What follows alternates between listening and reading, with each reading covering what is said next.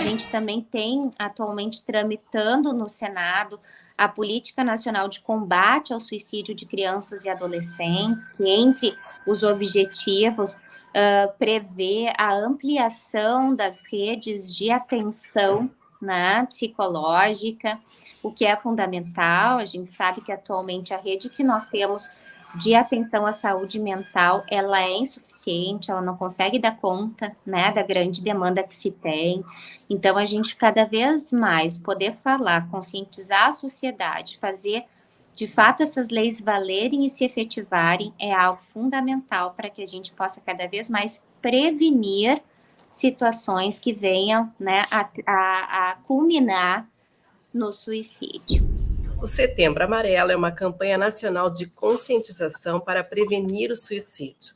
Para aprofundar o tema neste podcast, nós vamos conversar com a professora e psicóloga Ângela Helena Marim, dos cursos de graduação e pós-graduação em psicologia da Universidade Federal do Rio Grande do Sul.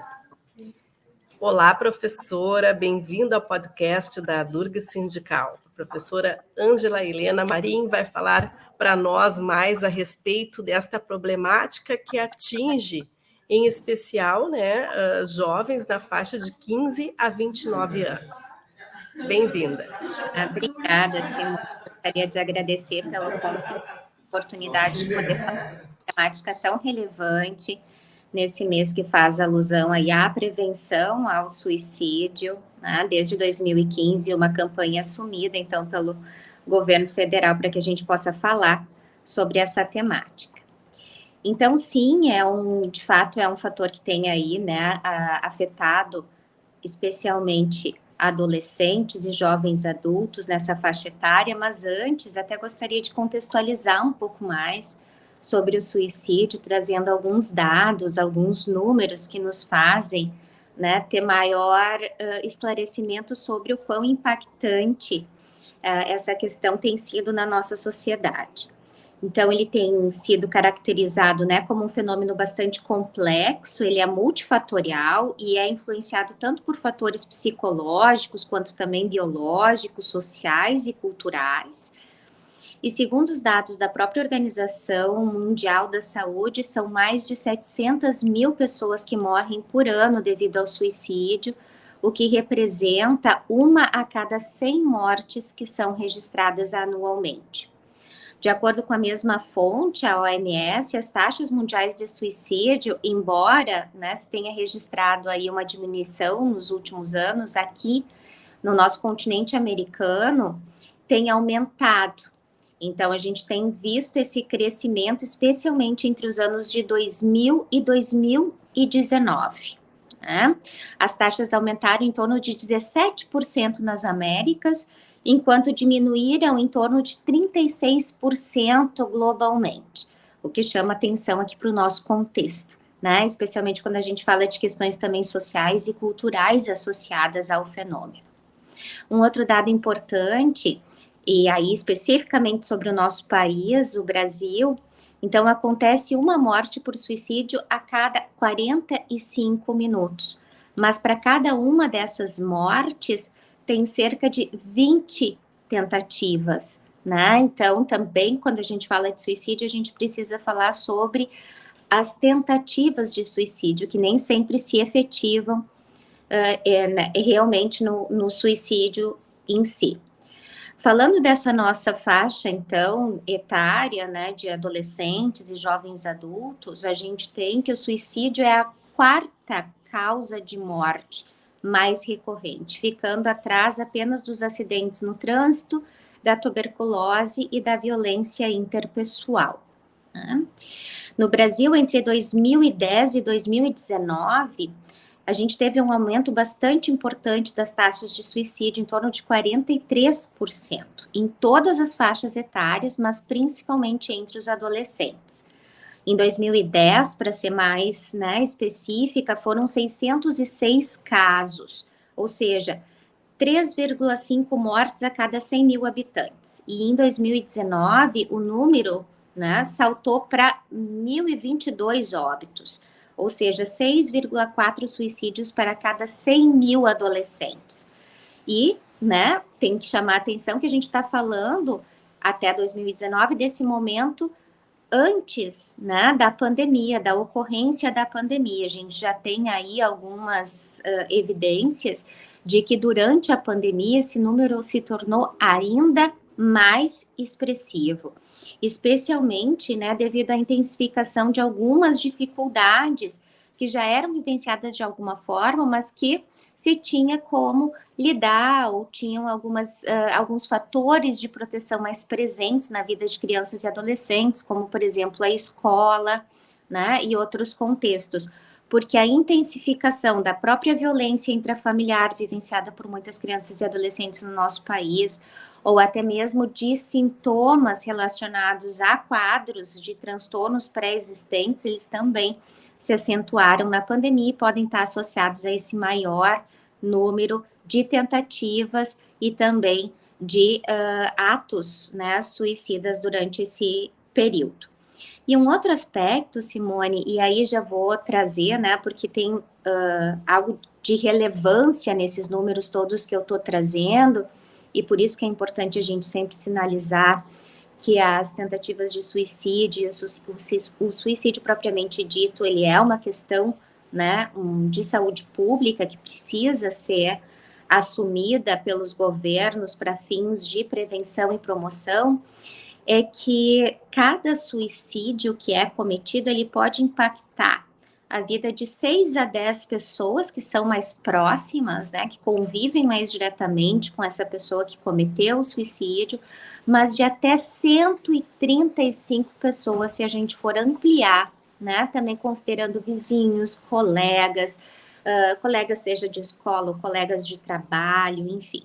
E esse número, ele foi derivado de um estudo realizado numa universidade norte-americana de Kentucky, que revelou, né, esse alcance devastador dos atos de suicídio. Então, por toda essa sua complexidade também, pelo sofrimento, né, e pelo impacto que é causado a todas as demais pessoas que conheciam e conviviam com quem comete o ato do suicídio, é que ele é considerado uma questão de saúde pública de extrema importância. E, professora, a que se deve, qual é o fator motivador desses índices de suicídio? O que leva a pessoa a pensar sobre esta possibilidade? É um problema de transtorno mental ou tem algum fator social que provoca essa situação de suicídio? Sim, essa pergunta é fundamental, Simone, porque é com conhecimento que a gente também consegue trabalhar melhor, né, na frente da prevenção. E os últimos estudos, eles têm indicado e proposto um modelo teórico que nos leva a melhor entender o que faz com que uma pessoa, né, tenha a intenção e cometa o suicídio.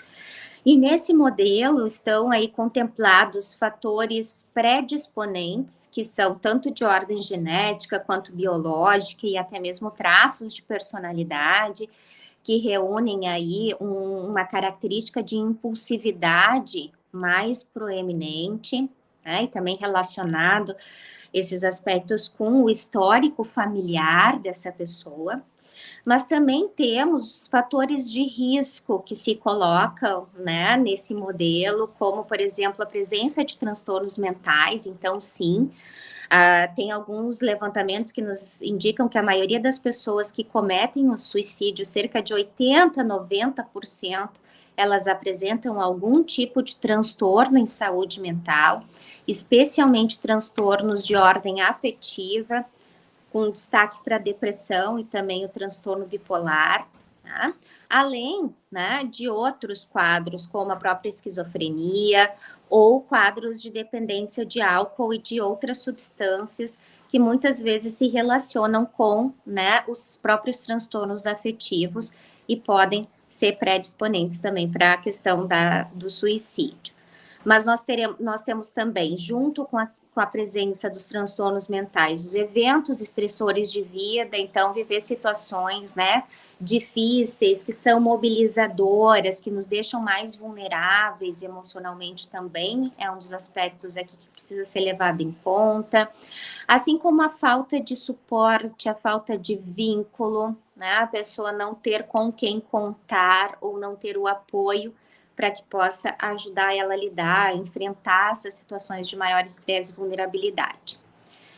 Bom, então esses seriam, né, alguns dos aspectos mais importantes aí em termos de fatores que podem estar associados, né, ao fato da tentativa, da intenção de suicídio. Mas a gente também tem fatores de proteção, né? E fatores de proteção é contar com uma rede de suporte social, é poder contar também com uma rede de atendimento especializado, onde se possa dar atenção para essas questões relacionadas ao sofrimento psíquico, né? É poder promover algum tipo de habilidade no sentido de maior esperança, né? No sentido de ter mais perspectiva de futuro, de inserção. Então, tem aspectos aí importantes que a gente pode trabalhar, inclusive mais básicos, no sentido de regulação emocional, para poder lidar com esse traço de impulsividade que muitas vezes é presente, saber identificar os sentimentos, aquilo que está sendo, né, sentido naquele momento, e saber como lidar de forma mais adaptativa. Então, essas são algumas questões que estão relacionadas. Especificamente na adolescência, né, em adultos jovens, a gente tem um dado que o consumo de álcool e substâncias psicoativas, eles que são utilizados, né, muitas vezes durante a infância e a adolescência, tem sido aí identificado como tendo uma relação direta com os casos de suicídio entre os jovens, especialmente por se associarem, como eu já tinha mencionado, com os transtornos afetivos. E um outro ponto que precisa ser destacado é que a própria restrição do sono, que também muitas vezes acaba sendo comum na adolescência, é um fator relevante para a manutenção da saúde mental, mas principalmente nessa fase, e também pode estar relacionada aí com um maior sofrimento ou dificuldades de ordem psíquica. E um outro ponto, né, que a gente não pode esquecer, e que foi muito, né, presente durante esse período de maior intensidade que nós vivemos da pandemia, em função do distanciamento social, foi o uso das redes, né, a maior exposição ao uso da internet, as telas, as redes sociais. E também já tem alguns estudos que têm indicado o aumento do estresse, né, e o quanto isso pode estar associado à intensificação dos transtornos mentais e, como consequência, também podemos se associar ao maior risco de suicídio. Então, são vários os aspectos aí, né, contemplados quando a gente fala do que pode levar alguém a pensar em suicídio. Uhum. E é possível a gente identificar esses sinais que se a pessoa está próxima, observar se ela dá esses sinais que vai cometer, que tem essa intenção de cometer o suicídio, é possível observar que tipo de sinais que a gente precisa estar alerta? Então, essa não é uma regra. Às vezes podem haver alguns sinais que podem ser observados, eu vou citar alguns, mas isso não é, né, uma regra no sentido de que todos aqueles que pensam e que têm a intenção suicida vão manifestar isso de alguma maneira, né? Inclusive, a gente tem tentado desmistificar aquela máxima de que, se tá falando é porque não vai fazer, né? Que quem alardeia não faz. Em relação ao suicídio, isso não é uma verdade, né? A gente precisa ficar atento se a pessoa está trazendo, sim, alguma ideia de morte, se ela está ameaçando suicídio, né? Porque se precisa tentar para isso e dar a atenção devida. Pode ser que a pessoa até possa falar e não venha a cometer isso nos próximos dias, no próximo ano, mas em algum momento isso pode se fazer de uma forma bastante intensa. Então, precisa ser de fato, né, observado. Mas, né, dentre os sinais, embora, né, eu tenha dito que não é uma regra, nem sempre é um sinal, em função, inclusive, da complexidade do fenômeno, Mas dentre os sinais que podem ser observados, tem alguns como, por exemplo, uma mudança na rotina do sono, então a vivência de uma insônia ou alteração dos horários para dormir, para acordar, uma maior atitude de isolamento da família e do contato social de forma mais repentina. Alguns comentários do tipo, né?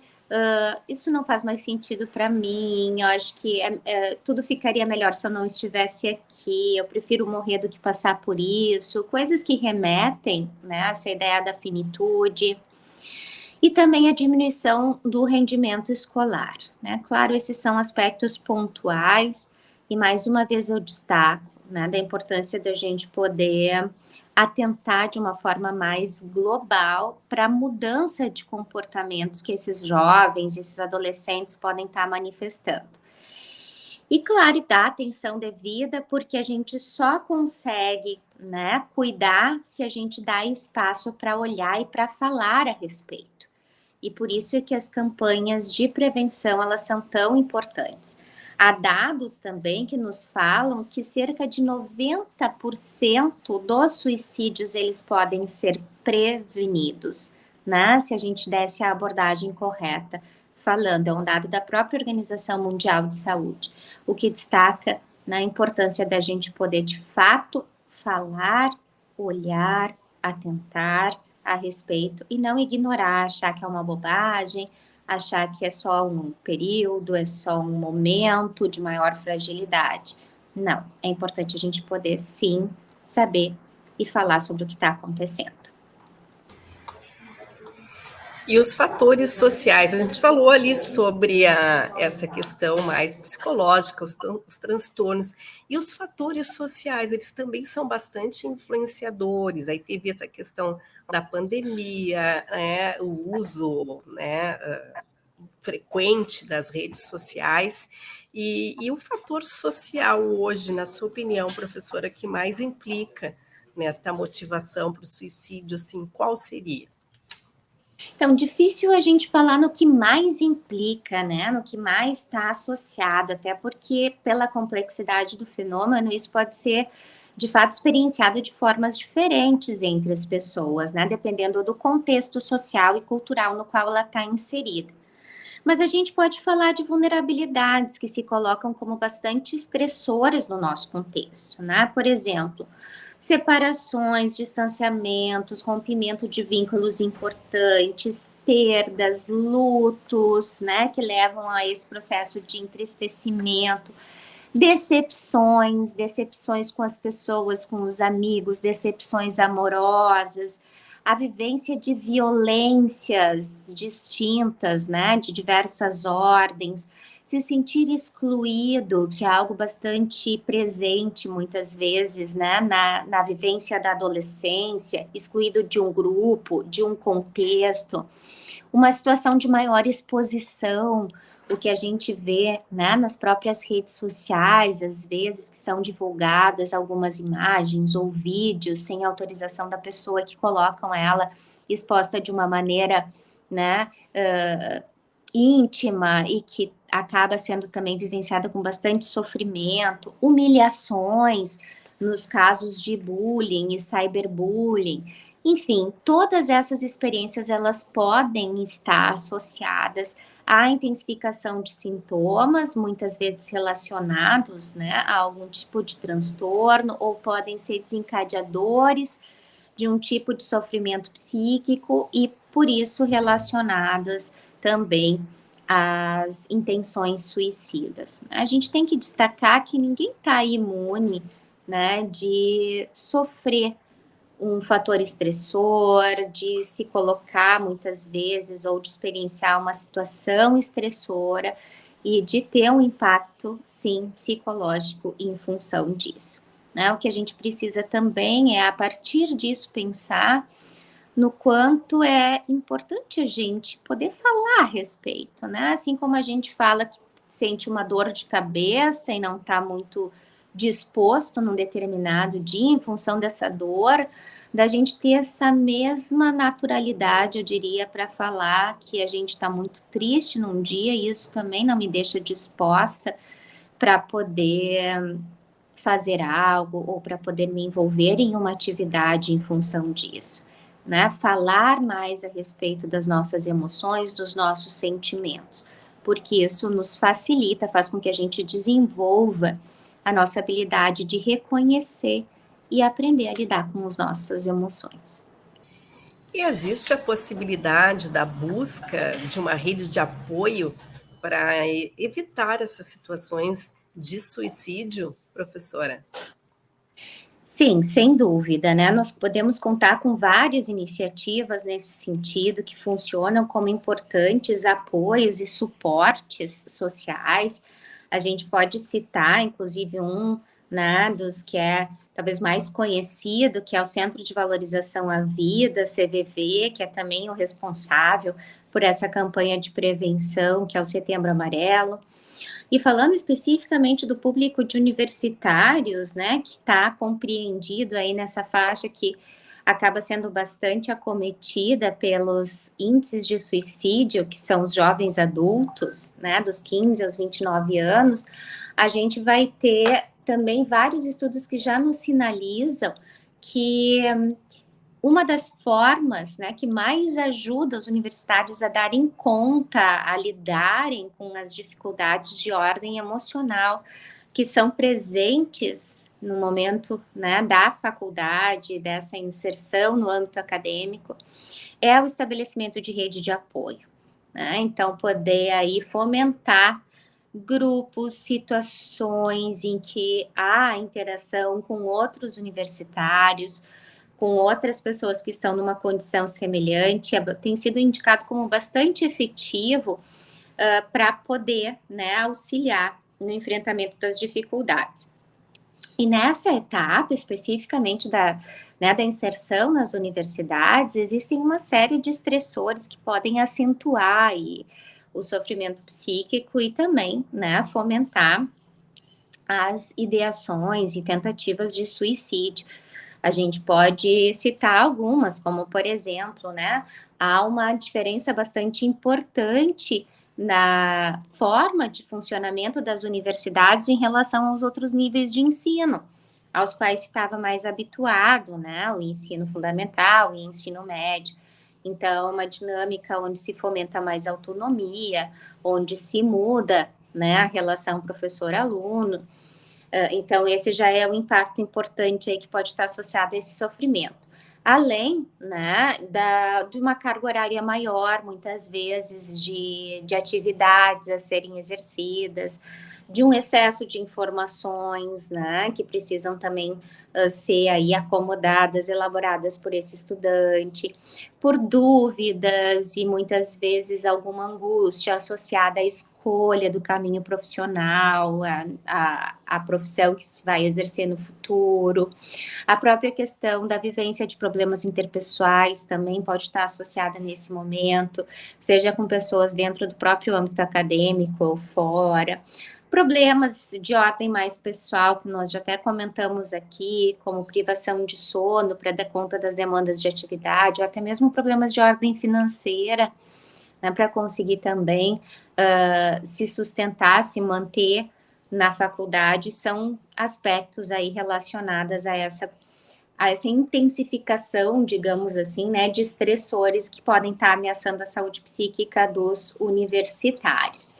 E esse caminho, né, das redes de apoio, ele tem sido fundamental para que se possa, então, enfrentar, lidar com esses estressores.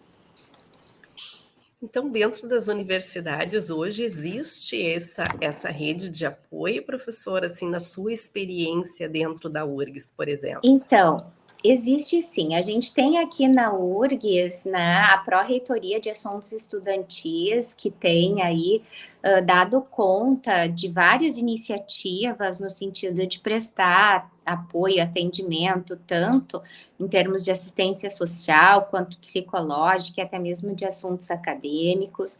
E a gente também tem outros grupos que têm se formado, né? Então, nós temos a própria, dentro da própria universidade, grupos que são grupos de apoio nesse sentido. Eu vou citar alguns aqui. Então, nós temos dentro da universidade, da URGS, o CIPAS, que tem um site disponível sobre saúde mental e que também oferece várias informações sobre a temática. Nós também contamos com a clínica de atendimento psicológico da URGS, que presta atendimento tanto aos alunos quanto à comunidade em geral. Nós temos um núcleo de apoio ao estudante, que é o NAI, que é um projeto de extensão do Instituto de Psicologia, que é direcionado tanto aos alunos como aos egressos, professores, técnicos e demais parceiros da URGS para prestar esse tipo de apoio estudantil. Nós temos um outro projeto de extensão vinculado à medicina que se chama Pega Leve, que visa, né, a divulgação de informações a respeito da saúde mental, dentro de uma iniciativa que a gente chama de psicoeducação. Nós temos também um projeto de extensão que tem prestado apoio importante aos alunos da Casa do Estudante, que se chama Medusa. Então, nós temos várias iniciativas nesse sentido que tem justamente, né, esse objetivo de poder fomentar uma rede de apoio e suporte social aos estudantes que têm apresentado aí algum tipo de sofrimento, né, relacionado aos estressores da vida acadêmica. Essa só que queria achar pessoa de banco. Então, agora, para falar um pouquinho sobre a sua área de pesquisa nessa área, professora, assim, sobre a situação do suicídio, como que tem trabalhado isso enfim, né, dentro da universidade, na academia. Sim, Simone. Então, a gente tem desenvolvido, né, enquanto núcleo, uma série de tanto iniciativas em termos de pesquisa, quanto também de intervenção. E um dos nossos principais contextos de atuação são as escolas públicas, que são aqui vinculadas à primeira Coordenadoria Regional de Educação, que compreende cerca de 247 escolas públicas estaduais atualmente. Então, a gente tem aí um convênio, uma parceria com a primeira CREA, e nós desenvolvemos pesquisas que levantam uma série de indicadores junto a crianças e adolescentes em termos de saúde mental. Nesse momento, especificamente, a nossa preocupação tem sido avaliar fatores tanto de ordem individual quanto contextual que estejam associados ao comportamento autolesivo.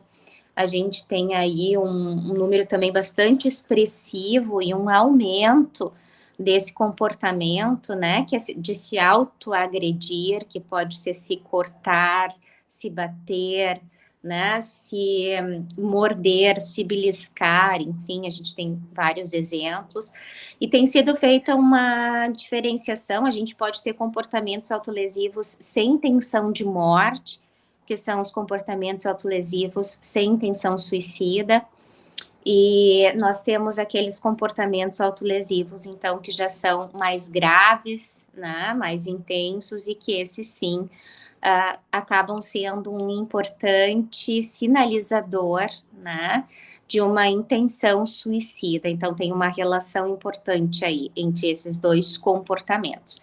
E a gente tem observado com bastante frequência a presença desses comportamentos hoje no contexto escolar por parte de adolescentes, né? Mas também já tem sido observado em crianças. E a gente tem entendido como uma forma que tem sido encontrada por eles de regular as emoções, né? A dor, o sofrimento que eles têm sentido é tamanho que eles, então, de alguma maneira transpõe para o corpo, né, para dar algum lugar, algum direcionamento àquilo que eles estão sentindo para lidar com aquilo de alguma forma. E aí a gente sabe que tem outras tantas possibilidades da gente poder regular as nossas emoções e lidar com os nossos sentimentos mais adaptativas do que essa, né? Então a gente tem tentado, nesse momento, melhor entender esses comportamentos autolesivos, para, na sequência, propor, a gente já está pensando em intervenções que possam ajudar tanto a essas crianças e adolescentes, como também os seus familiares e as próprias equipes escolares a lidarem, né, com essas situações. Esse tem sido o nosso foco atualmente. Bem, então vamos às considerações finais. Que mensagem que a professora deixaria para todos e todas que estão acompanhando esse podcast sobre esse tema que é tão importante, a prevenção ao suicídio? Então eu gostaria de ressaltar a importância da gente falar a respeito, né? Muitas vezes nós temos essa falsa impressão de que se a gente falar, a gente vai estar fomentando esse movimento de pensar e efetivamente buscar se matar, mas o que nós já sabemos que não se confirma isso, né? Que o fato da gente poder falar, informar, trazer aí, né, dados que nos ajudem a entender melhor o porquê da intenção e do ato suicida, porquê da presença maior ou menor em alguns momentos da vida, fatores associados, sinais que podem nos ajudar a entender melhor o comportamento, são fundamentais, porque nos ajudam a prevenir, a evitar, né, que essas situações ocorram. Em torno de 90%, como nós falamos, é um número muito significativo. Então, destaco nessa mesma direção a campanha, né, do Setembro Amarelo, que nos traz aí à tona a importância de falar sobre o assunto, mas que a gente não se atenha só nesse mês, né, a falar sobre o suicídio, que ele também possa aí compor campanhas e se fazer, né, enquanto temática presente quando a gente fala da saúde mental de crianças, adolescentes e também, né, de pessoas em outros momentos da sua vida que não estão, né, isentas ou à parte de serem acometidas por alguma dificuldade dessa ordem. E nesse sentido, eu também destaco quão relevante é a gente poder fomentar políticas públicas que vão nessa direção. A gente teve aí uma lei que foi aprovada em abril de 2019, que é a Política Nacional de Prevenção da Automutilação e do Suicídio. Então, fazer com que essas leis efetivamente sejam, né, cumpridas e efetivadas na nossa sociedade.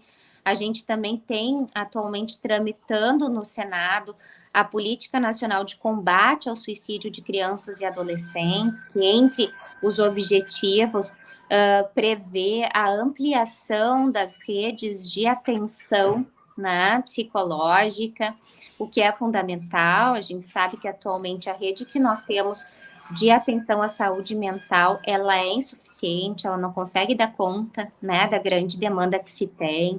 Então, a gente cada vez mais poder falar, conscientizar a sociedade, fazer de fato essas leis valerem e se efetivarem é algo fundamental para que a gente possa cada vez mais prevenir situações que venham, né, a culminar no suicídio.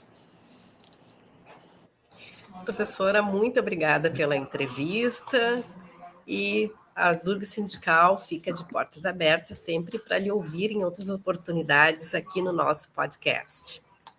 Eu que agradeço, Simone, muito legal poder estar participando aqui do podcast da Durgs, também fico à disposição, foi um prazer poder conversar contigo e com todos que estão aí nos escutando.